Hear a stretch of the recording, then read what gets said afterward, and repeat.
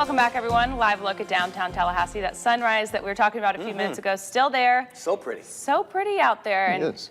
Clear day, but nice and Almost looks like a western sunset or something, doesn't it? It's nicer to look at that from on the TV or from inside under the covers, That's looking very out the true. window. It's different feeling outside.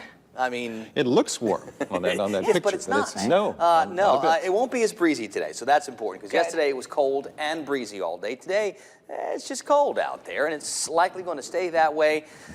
I've been doing some of the research and checking on it. We haven't had temperatures this cold at the Tallahassee airport since back in the middle of March, so we're going more than 8 months since we've had it this kind of cold. And we've had a bunch of cold in November this month, 6 times, 30s. Last year, only had a couple of times. Didn't get down to freezing last year until December 9th, so we're a little ahead of that.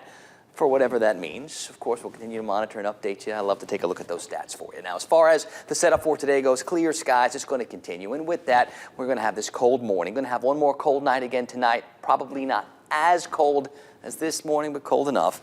There's the 29 at the Tallahassee airport. Thomasville, we're at 32. Valdosta, we're at 30. Not breezy outside. Yesterday, best we could do was 56, not our normal 69 or 70.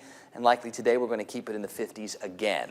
Around the region, only a couple of spots not at or below freezing. St. Mark's is at 34. Apalachicola is at 35. Everybody else now at or below freezing. Camilla the coolest at 28. Most numbers between 30 and 32 right now.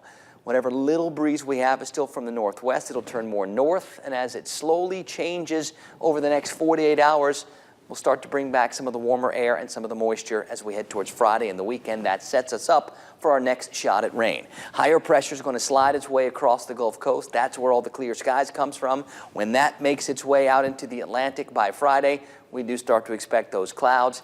Next system looks like it's going to have a tough time getting all the way through. So that means once it gets here, not only does it start some showers or even some thunderstorms, but it likely stalls and then lingers for a couple of days, which means more unsettled for us, I think, for the first several days of December.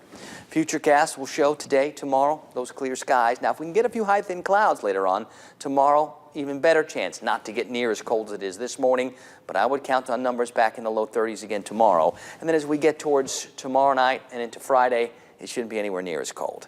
On the Gulf, winds out of the north, 8 to 16, seas 2 to 4 feet, getting a little bit less breezy out there too. The high tides finished before 6 a.m., so low tides are next up. Freezing out there, put on the big jackets, the gloves, the hats, all of it.